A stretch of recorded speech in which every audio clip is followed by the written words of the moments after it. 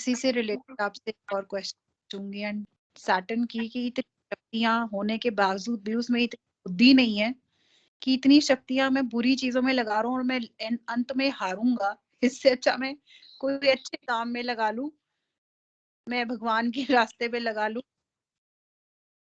It's just a informal question asking, I know the answer but एक जैसी असल में सैटर्न की मौजूदगी जो है ना, सैटर्न शर का नाम है, सैटर्न पाप का नाम है, सैटर्न गुनाह का नाम है, गलती का नाम है, खता का नाम है, खुदा से दूरी का नाम है। तो सैटर्न के अपोजिट जो है ना वो खैर खड़ी है, बेहतरी खड़ी है, भलाई खड़ी है।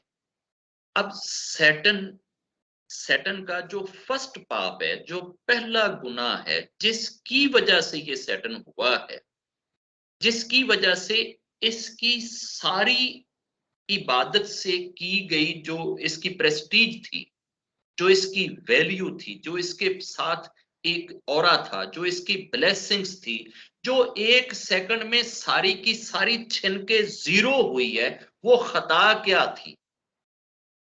उस खता को हमें समझने की जरूरत है।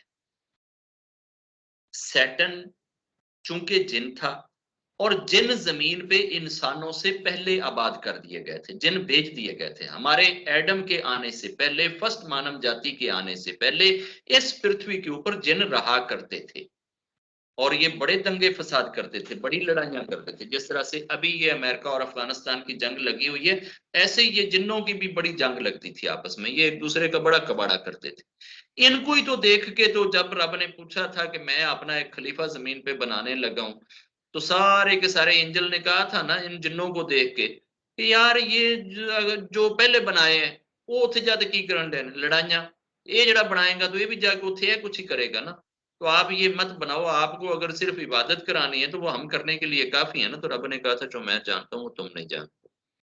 अब सैटर्न ने जिस वक्त इस पृथ्वी के एक एक चप्पे के ऊपर सजदा कर दिया, तो रब ने इसकी इबादत के सिले में, इसकी इबादत के रिवार्ड के तौर पे, इसकी पूजा के रिवार्ड के तौर पे रब ने इसे इतना ग्रेड ऊंचा दिया कि इसे दुनिया से निकालकर, पृथ्वी से निकालकर रब ने यह कहा कि तू जा फर्स्ट आकाश पे रहे, तू उधर जाकर एंजल के साथ रहे। ये मुकाम इसको पूजा से मिला था, मुफ्त में नहीं मिला था, पूजा कर करके मिला था। अब फर्स्ट आकाश पे जब ये गया तो अब तो एंजल के साथ रहता था ना, लेकिन इसने तो उधर भी पूजा की इंतहा कर दी। आकाश का भी इसने कोई कोना ना छोड़ा, कोई चप्पा ना छोड़ा, इसने उधर भी रब को सजदे कर करके ढेर लगा दिए। रब ने खुश होके इसको पहले आकाश से दूसरे आकाश पे बैठा दिया, तीसरे पे बिठा दिया, चौथे पे बैठा दिया, पांचवें पे, छठे पे, सातवें पे। सातवें आकाश से ऊपर जो जगह है ना, उस जगह का नाम ही लामकां है। लामकां का मतलब ये होता है कि जिस पे डायमेंशन अप्लाई ना हो।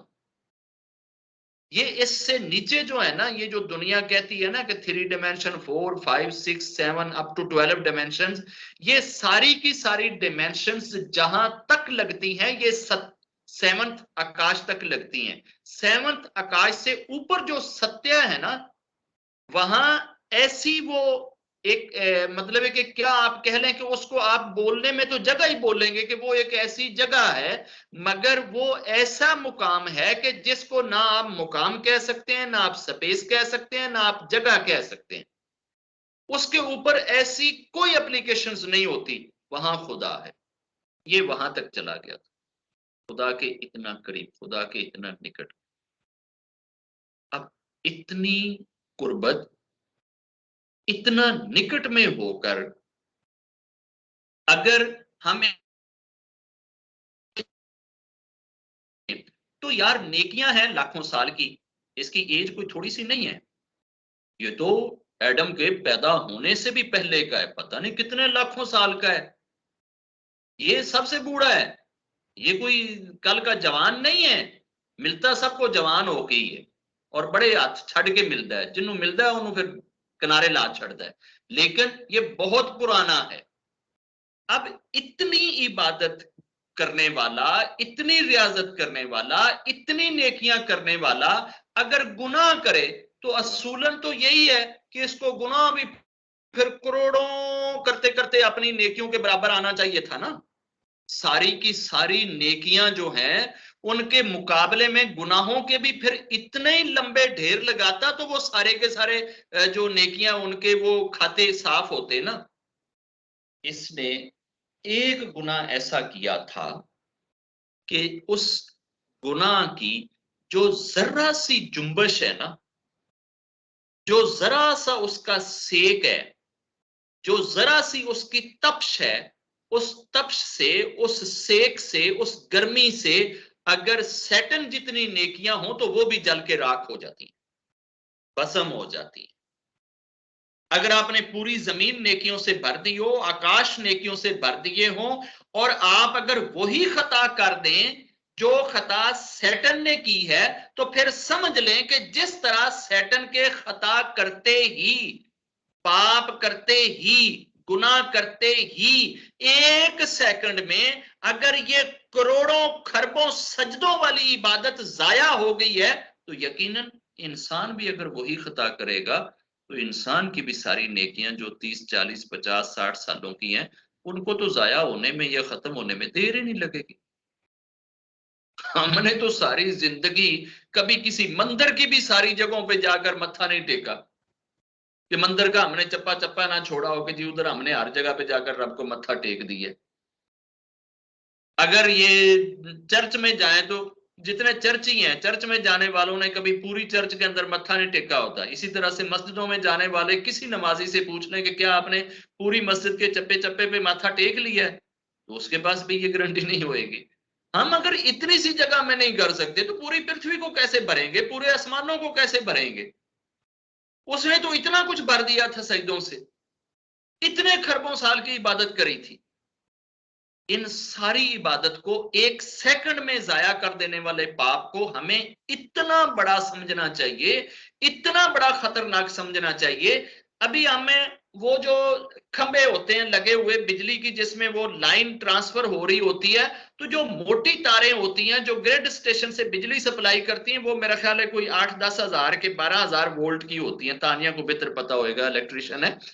तो अगर आप 12,000 वोल्ट की तार को जाके हाथ लगाएं तो आपको पता है कि एक सेकंड के अंदर ही इतना बड़ा झटका लगेगा कि मेरे बचने के चांस नहीं है। और अगर 12 लाख वोल्ट का झटका हो या 12 करोड़ वोल्ट का झटका हो और आप उसके बीच में खड़े हो, इस तरफ से भी 12 करोड़, इस तरफ से भी 12 करोड़, इस तरफ से भी 12 करोड़, इधर से भी 12 करोड़, 6 दिशाओं से अगर 12 करोड़ का आपको झटका मिल जाए तो आपके शरीर के जलने में कोई देर लगेगी? आपके जलकर राख होने में कोई टाइम लगेगा? तो यकीनन हम जब देखते हैं कि ऊपर लिखा हुआ है 12,000 वोल्ट या 12 लाख वोल्ट या 12 करोड़ वोल्ट, तो हम उसको उंगली लगाने की कोशिश नहीं करते। पता होता है कि ये इतनी भारी वोल्ट है, इतना बड़ा करंट है कि अगर इसको हाथ लगा दिया तो चले जाएंगे, पारग हो जाएंगे। इस जने ने जो पाप किया था वो जेलसी का था, ये इसका पाप था। और ये जेलसी किस से थी? ये प्रॉफिट मोहम्मद से थी। जिस वक्त ये उस जगह पे चला गया था ना, सत्या पे, तो इसने एक दिन रब से पूछा था, रब्बा मुझे ये तो बता कि तू सबसे ज्यादा प्यार किससे करता है, सबसे ज्यादा प्यार किससे करता है। तो रब ने इसे एक ताक बताया, एक खिड़की बताई, उसके अंदर एक दहकता हुआ चराग था, थाल थी, जैसे उसमें तेल हो और उसको आग लगी हुई हो, उसमें दिया जल रहा हो, चिराग हो, रोशन हो रहा हो, और पता ना चले कि वो चिराग की वट किधर है और आग कहां से लगी हुई है, रोशन किस जगह से, सारे का सारा ही बराबर रोशन हो। ऐसे वो थाल था और वो सारे का सारा बराबर रोशन था। इसको कहा था कि उसको उठा के ला। जब ये उठा के लाया तो इसको रब ने कहा था कि ये नूरे मोहम्मद है और मैं इससे सबसे ज्यादा प्यार करता हूं। बस ये शब्द सुनने की देर थी और ये उसकी जेलसी में जल के राख हो गया था। यूं ही ये जेलसी में जला तो सारी की सारी नेकियां इसकी जीरो से मल्टीप्लाई हो गई थी, करोड़ों वोल्ट का झटका लग गया था। अब दुनिया को समझ आ जाना चाहिए कि वो कौन सी खता है जो एक सेकंड के करोड़वें हिस्से की भी की हुई खता जो है वो शैतान जैसी नेकियों को भी जला देती है। तो हमारी तो नेकियां 30 35 40 वर्ष की होंगी, हमारा क्या बनेगा? और वो क्या पाप है, क्या खता है, क्या गुनाह है? प्रॉफिट मोहम्मद से जेलसी। अब मुझे ये बता दो कि हमारे ये 130 करोड़ में से चंद मुसले निकाल के बाकी जो 110-20 करोड़ बचते हैं, क्या ये सारे के सारे प्रॉफिट मोहम्मद की जेलसी में जले हुए हैं या नहीं है? कोई एक भी उनसे मोहब्बत करने वाला है? अब ये बताइए कि इनकी कोई नेकी के बचने के चांस हैं? फिर भी अगर मनोज पूछे कि यार अगर एक बंदे में बड़ी ह्यूमैनिटी हो, बड़ी उसने जनाब मतलब है कि नेकी करी हो, बड़ी उसने दान दिया हो, बड़ा उसने जनाब अस्पताल खोले हो, तो क्या उसका क्या फिर बनेगा? तो वो जो तुम्हारे अंदर खता है, जो प्रॉफिट मोहम्मद से जेलसी है, उस खता ने तो शैतान को फारग कर दिया था इतनी नेकियों से एक सेकंड में। तो तुम क्या चीज हो कि तुम्हारी नेकियां खड़ी रह जाएं और तुम्हारा मुकाम खड़ा रह जाए और फिर तुम हिसाब के काबिल भी रह जाओ? तुम चाहे जितनी मर्जी नेकियां कर लो, इन नेकियों को खत्म करने के लिए कहीं वो खता ना कर देना, कहीं उस नंगी तार को हाथ ना लगा देना जिस नंगी तार को सैटन हाथ लगा के आज तक पछता रहा है। और इस खता का सबसे बड़ा साइड इफेक्ट पता है क्या है? इस खता का सबसे बड़ा साइड इफेक्ट ये है कि जब इंसान ये खता करता है ना, तो फिर इंसान में ईगो आती है, अकड़ आती है, जिद आती है। फिर उसे अपनी खता खता नहीं लगती, चाहे उसे डंडे पड़ रहे हों, आगे से जो मर्जी हो रहा हो, वो अकड़ता है। क्योंकि सैटर्न भी अकड़ा हुआ है, आज तक अकड़ा हुआ है और हमेशा अकड़ा रहेगा। ये तो 1000 साल के लिए रब इसको नरक में डालेगा, जल जल के काला स्याह हो जाएगा। ਇੱਥੇ ਤੁਸੀਂ ਗੋਸ਼ਤ ਨੂੰ ਭੁੰਨਣਾ ਸ਼ੁਰੂ ਕਰ ਦਿਓ ਔਰ ਉਹਨੂੰ ਇੱਕ ਹਫਤਾ ਭਰ ਉਹਨੂੰ ਤੇਲ ਦੇ ਵਿੱਚ ਭੁੰਨੀ ਜਾਓ, ਹਫਤੇ ਬਾਅਦ ਉਹਨੂੰ ਜਿਸਲੇ ਕੱਢੋਗੇ ਤੇ ਉਹ ਕਿੰਨਾ ਕੁ ਸੜਿਆ ਹੋਇਆ ਹੋਏਗਾ। ਇਹ ਤੇ 1000 ਸਾਲ ਵਿੱਚ ਪਿਆ ਰਹੇਗਾ ਔਰ ਇਹਨੂੰ 1000 ਸਾਲ ਬਾਅਦ ਜਿਸਲੇ ਰੱਬ ਕੱਢ ਕੇ ਇਹਦੇ ਕੋਲ ਪੁੱਛੇਗਾ, ਸੁਣਾ ਬਈ ਸਜਦਾ ਕਰਨਾ ਹੈ ਐਡਮ ਨੂੰ, ਤੇ ਕਹੇਗਾ ਹੁਣ ਮੈਂ 1000 ਸਾਲ ਦੀ ਅੱਗ ਵੀ ਸਹਿ ਲਈ ਹੈ, ਸੜ ਵੀ ਲਿਆ, ਤੇ ਹੁਣ ਦੁਬਾਰਾ ਫਿਰ ਤੂੰ ਮੈਨੂੰ ਪੁੱਛਣਾ ਵੀ सजदा कर। जे मैं करना ही सी तो मैं उदों कर लेंदा ना। ये अकड़ पैदा होती है साइड इफेक्ट के तौर पे वो गोली खाने से। अगर इंसान वो गोली खाएगा ना, तो फिर पीछे आने की जो रास्ते हैं ना, इसके दरवाजे इंसान खुद लॉक कर देता है, बंद कर देता है। और इसके अलावा रब के पास पहुंचने का रास्ता ही कौन है? रास्ता ही एक, ये एक ही रास्ता है जो इंसान को रब तक ले जाता। बाकी जितने रास्ते हैं वो सारे के सारे क्लोज्ड, सब के सब बंद। यही रास्ता बचता है में खुदा को पाना चाहता है तो वो पा सकता है। और अगर आप सैटन वाली खता कर बैठे ना, तो जिस तरह सैटन थप्पड़ खा खा के भी पता भी है नरक वेख्या होया भी है फिर भी डटिया होया है ना, ऐसे ही इंसान फिर सारा कुछ देख कर भी डट जाए। और हम सब के सब इस सैटन के ना true followers, we are not false the follower. The true fellowship of Satan is being only and only practiced in the true sense only in India, because we are the true followers of Murti Puja. और मूर्ति सबसे favourite जगह है Saturn के बसने, Saturn के रहने की। क्यों? कि ये खुदा के बराबर खड़ी होती है ना, लोगों ने इसको खुदा बनाया होता है, और कोई जगह खुदा के बराबर नहीं बनाई होती ना, मूर्ति को लोग खुदा बनाते हैं ना। जैसे गुलशन बहन ने कहा था, चलो मूर्ति ਨੂੰ ਤੇ ਅਸੀਂ गंदा समझिए, जिस बेचारे ने एडे सोहने हत्थां ਨਾਲ ਉਹਨੂੰ ਬਣਾਇਆ ਹੋਵੇ, क्या ਅਸੀਂ ਉਹਨੂੰ भी बुरा समझिए? जिन्हें इस खुदा ਨੂੰ ਘੜਿਆ ਹੋਵੇ, क्या ਉਹਨਾਂ ਹੱਥਾਂ ਨੂੰ भी ਅਸੀਂ ਹੁਣ पापी कह दिए या बुरा कहिए? ठीक है। तो अगर ये वाला कंटेक्स्ट और ये वाली सोच हमारे दिमागों में आएगी कि यार ये खुदा बनाने वाले हाथ हैं, तो जिसको खुदा कह रहे हो, सैटर्न की वो सबसे फेवरेट प्लेस होएगी या नहीं होएगी? तो जो उसके आगे मत्था टेक रहे हैं, वो किसके आगे मत्था टेक रहे हैं? यकीनन खुदा के आगे नहीं, वो सैटर्न के आगे मत्था टेक रहे हैं। कहते वो सारी जिंदगी यही है कि हमने खुदा को मत्थे टेके हैं, वो खुदा को नहीं मत्थे टेक रहे, वो सैटर्न को मत्थे टेक रहे हैं।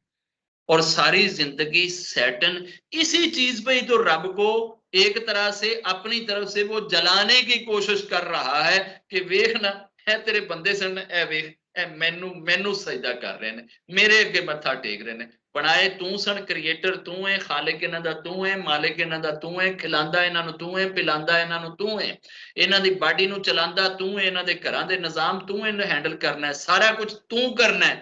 लेकिन फाले मैनू दिंदे ने, पूजदे मैनू ने, पूजा मेरे अगे करते ने, मत्था मेरे अगे टेकते ने, सजदे इत्थे करदे ने। ये रब को कहता है मूर्ति के अंदर खड़ा हो, और हम उस मूर्ति को खुदा कहते। अब इसके बाद हम खुद से ही अपना अंदाजा लगा लें, अपने फैसले कर लें कि हमारे साथ क्या होवेगा और हमें किधर जाना होएगा, और एंड मुकाम हमारी नेकियों का क्या होएगा। कि अगर सैटन ने इतनी नेकियां करके जस्ट जरा सी जेलसी की थी, एक सेकंड नहीं लगा था, सारी की सारी नेकियां खत्म हो गई थी, और रब ने कह दिया था कि तू लानती है, मरदूद है, मेरे दरबार से निकल जा, निकल जा मेरे दरबार से। क्यों? कि तूने इतने हजार वोल्ट को हाथ लगा दिया है, इतने हजार, इतने लाखों वोल्ट को, कि इसको तो हाथ लगाने की इजाजत ही नहीं थी। यहां आकर मुकाबला करना, यहां आके जेलसी करना, यहां आके सड़ना, यहां आके ये चीजें सोचना, ये तूने कैसे कर दिया? तेरी इतनी जरूरत कैसे होगी? भले से तूने सातों आसमानों को सजदों से सजा दिया है, मगर तू मोहम्मद जी के बारे में ऐसा करे। और हमारे यहाँ तो मोहम्मद जी को इस तरह से डिस्कस किया जाता है, इस तरीके से उनके साथ नफरत शो की जाती है, कि जैसे जितना हम मोहम्मद जी को बुरा भला कह लेंगे, शायद उतना ही हम अपने कोई रब के निकट में जा रहे हैं।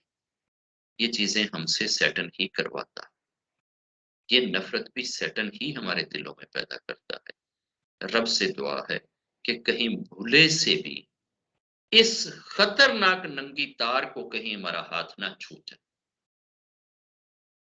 मैं इस वजह से कहता हूं, ये तो एक नंगी तार है ना, रब रब दे यार होवन ते तुसी किसे छोटे ਜਿਹੇ ਵੀ यार ਨੂੰ ਹੱਥ ਲਾ ਕੇ ਦੇਖ ਲਿਆ ਜੇ, ਤੇ ਫਿਰ ਦੇਖਿਆ ਜੇ ਵੀ ਕਿੰਨੇ ਹਜ਼ਾਰ ਵੋਲਟ ਦਾ ਝਟਕਾ ਆਉਂਦਾ ਹੈ। ਇਸ ਵਾਸਤੇ ਬਾਕੀ ਜਿੰਨੀਆਂ ਮਰਜ਼ੀ ਖਤਾਵਾਂ ਕਰ ਲਿਆ ਜੇ, ਰੱਬ ਦੇ ਯਾਰਾਂ ਨਾਲ ਨਾ ਪੰਗੇ ਲਿਆ ਜੇ। ਰੱਬ ਦੇ ਯਾਰਾਂ ਨਾਲ ਪੰਗੇ ਲੈ ਲੈਣਾ ਤੇ ਫਿਰ ਨਹੀਂ ਜਾਨ ਛੁੱਟਣੀ ਜੀ। ਇਹ ਭੁੱਲ ਜਾਓ ਕਿ ਰੱਬ ਦੇ ਯਾਰਾਂ ਦੇ ਉੱਤੇ ਤੁਸੀਂ ਕ੍ਰਿਟਿਸਾਈਜ਼ ਕਰੋ, ਰੱਬ ਦੇ ਯਾਰਾਂ ਨੂੰ ਤੁਸੀਂ ਸਤਾਵੋ, ਰੱਬ ਦੇ ਯਾਰਾਂ ਨੂੰ ਤੰਗ ਕਰੋ, ਤੇ ਫਿਰ ਰੱਬ ਦੇ ਕੋਲੇ ਜਾਓ ਤੇ ਤੁਹਾਨੂੰ ਉਹ ਲੱਡੂ ਮੋਤੀ ਚੂਰ ਵਾਲੇ ਖਿਲਾਵੇ। ਇਹ नहीं हो सकता। इसलिए जितने भी दुनिया में महापुरुष हैं, वो जीसस जी, वो मोसेस जी हों, वो डेविड जी हों, वो ब्रह्मा जी हों, विष्णु जी हों, मोहम्मद साहब जी हों, कोई भी महापुरुष हो, खबरदार अपनी जबान पे ताले लगा देना, कभी किसी महापुरुष के बारे में कोई उल्टे सीधे शब्द ना बोल। कहीं ऐसा ना हो कि वो जरा सा झटका लगे और आपकी सारी जिंदगी के जो नेकियां हैं वो धुलकर राख हो जाए।